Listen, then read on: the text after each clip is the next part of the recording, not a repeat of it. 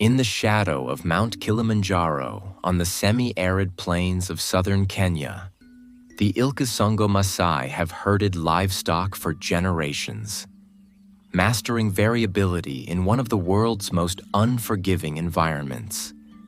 Their flexible, mobile pastoralism turned uncertainty into resilience. But today, something quieter, more insidious is unfolding. Not the dramatic spectacle of bulldozers clearing vast estates, but a diffuse transformation, shifting institutions, new benefit streams from conservation and mining, and cascading processes of accumulation that concentrate control in the hands of a few. This is not classical land grabbing with clear enclosures alone. It's something more complex. A political economy of access where global capital, national policies, conservation NGOs, and local elites interact with changing sociocultural norms to reshape who benefits from the land. Old open property regimes are giving way to a mosaic of overlapping claims, where direct benefits from livestock and farming intertwine with indirect gains from leasing land for wildlife conservancies or sand mining. The result? Deepening social differentiation and new forms of diffuse land control. In this video, we dive deep into the Ilkisongo Maasai group ranches, Eselenke, Olgulului, Ololorashi, and Mbirikani, surrounding Amboseli National Park. Drawing from rigorous field research, we'll trace how historical forces, institutional shifts, and lived realities are producing uneven accumulation. You'll see the objective clearly, to uncover not just what is changing in these pastoral systems, but how subtle reconfigurations of rules, norms, and power create winners and losers in the political economy of land. Expect historical context, on-the-ground stories, structural analysis of benefit pathways, and the unresolved tensions ahead. Stay with us for the full story. To understand today's transformations, we must go back.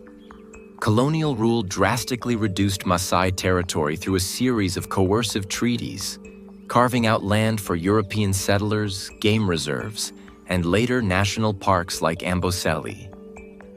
Post-independence Kenya continued many of these patterns, viewing pastoral lands as underutilized or in need of modernization.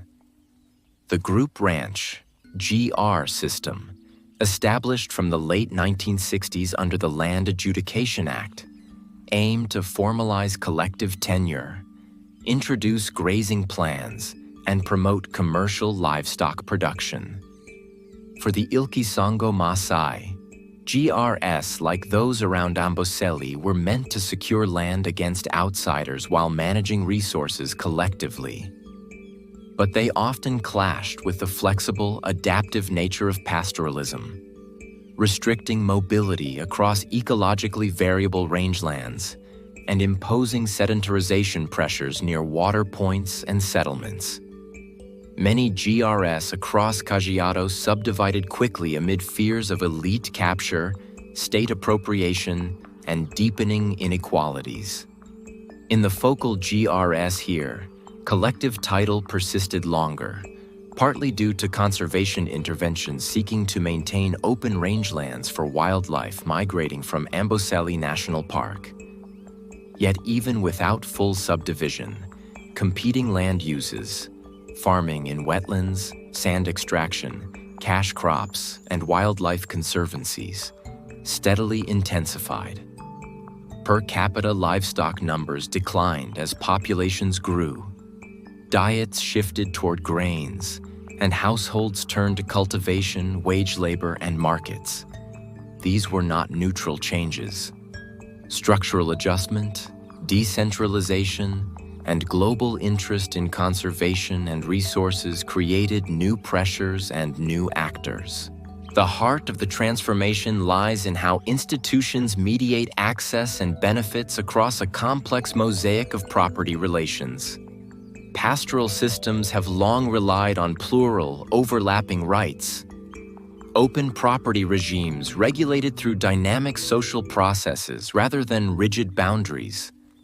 Critical institutionalism helps us see these not as fixed rules, but as relational, historically contingent, and often contested, shaped by power asymmetries.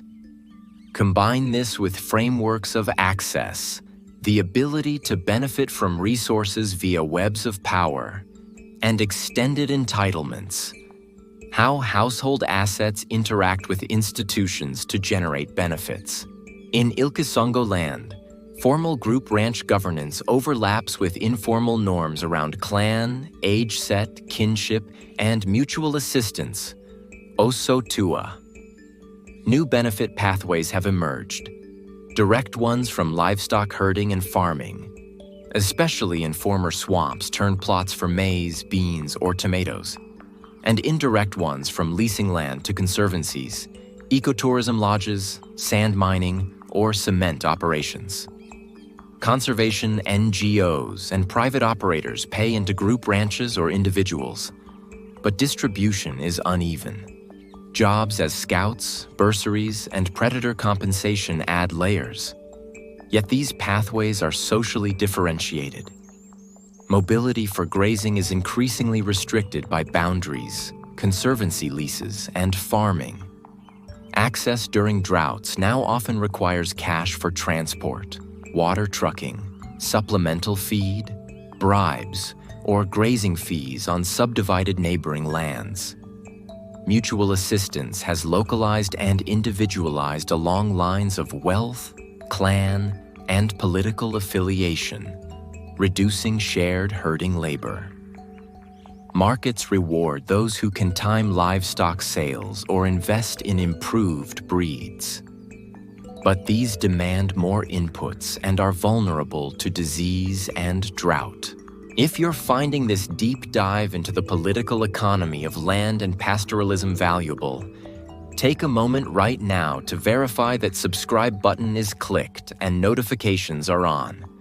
We're tracking the political economy of food and agriculture, from rangelands to global value chains, so you don't miss the next investigation. Listen to the elders and households navigating this reality. Many describe how movements between Imarua, seasonal grazing areas, and across group ranch boundaries, once relatively fluid, now require permission from chiefs, group ranch committees, or kin, often denied with the curt reminder, return to your place. You didn't save your grass. During the severe 2016 to 2017 drought, strategies diverged sharply. Wealthier households with trucks, cash for feed and veterinary care, multiple Nkang homestead locations, or ties to politicians could move livestock to distant parks or private lands, sometimes paying fees or negotiating access. Poorer ones, lacking labor, especially Ilmuran warriors now often in school, or supplemental resources, stayed put or lost more animals. We are feeding them like people now, one elder remarked of grain supplementation, a shift that favors those with market connections. Farming tells a parallel story.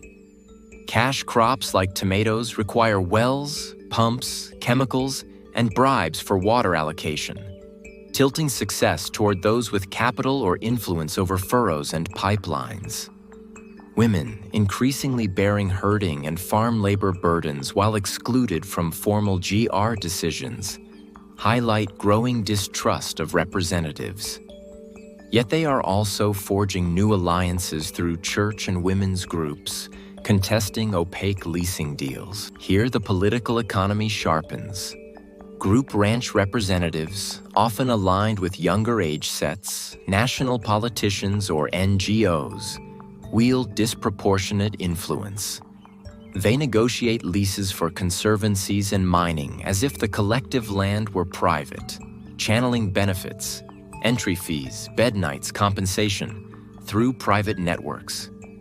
Mistrust runs deep. Accusations of eating land, opaque deals with Simba Cement or Selenkai Conservancy, manipulated meetings. This creates cascading accumulation. Elites leverage indirect benefits, jobs, payments, patronage, to secure better direct benefits from livestock and farming, then reinvest to shape institutions further, controlling who grazes where, who gets plots, who accesses water. Clan, age set, political party, and wealth lines structure inclusion/exclusion. Women and youth push back, sometimes dramatically, as in conflicts over sand mining. The outcome is diffuse land control, not always bright-line privatization or enclosure, but the ability of certain actors to modify access rules, mediate benefit streams, and reproduce differentiation across a mosaic of property. Global conservation agendas and national decentralization ironically extend this by sustaining collective title while empowering intermediaries. Old norms of respect and unity, enkanyit, naibosho, strain under individualized pressures and market logics. Quick interruption. If you're finding this deep dive valuable, verify that subscribe button is clicked. We're tracking the political economy of food and agriculture, so you don't miss the next video. The consequences remain unresolved and often painful. Deepening socioeconomic differentiation erodes mutual assistance, heightens vulnerability to drought and disease, and fragments rangelands critical for wildlife and livestock mobility. Poorer households face heightened risk of losing access entirely as subdivision advances. Despite formal processes, elite capture of better plots or resources is common.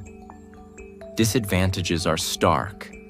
Restricted mobility undermines the core adaptive strategy of pastoralism. Opaque benefit distribution fuels conflict and distrust.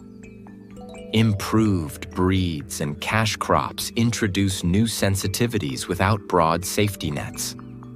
Women and less connected groups bear disproportionate burdens while formal power remains male-dominated. Broader ecological risks include overgrazing in restricted areas, biodiversity pressures, and the irony that conservation efforts intended to sustain landscapes can accelerate local dispossession and inequality. In a context of climate variability and population growth, these diffuse controls risk hollowing out the resilience that defined Maasai systems for centuries. As we close this exploration, here are 6 key takeaways drawn from the dynamics in Ilkisango Maasai land. 1.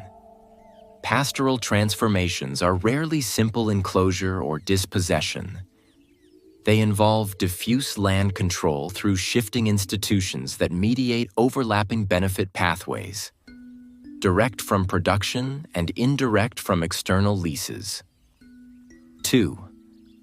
Global and national forces, conservation, markets, decentralization, interact with local sociocultural changes to produce socially differentiated access, favoring those with wealth, political ties, or strategic alliances. 3. Accumulation is recursive. Indirect benefits enable better direct benefits from livestock and farming, which further entrench influence over rules and norms. 4. Critical lenses of access and extended entitlements reveal how household assets and institutions together shape entitlements, beyond formal tenure alone. 5. Mutual assistance and flexible mobility, foundations of pastoral resilience, are eroding along lines of class, clan, gender, and generation, with uneven impacts during crises like drought. 6.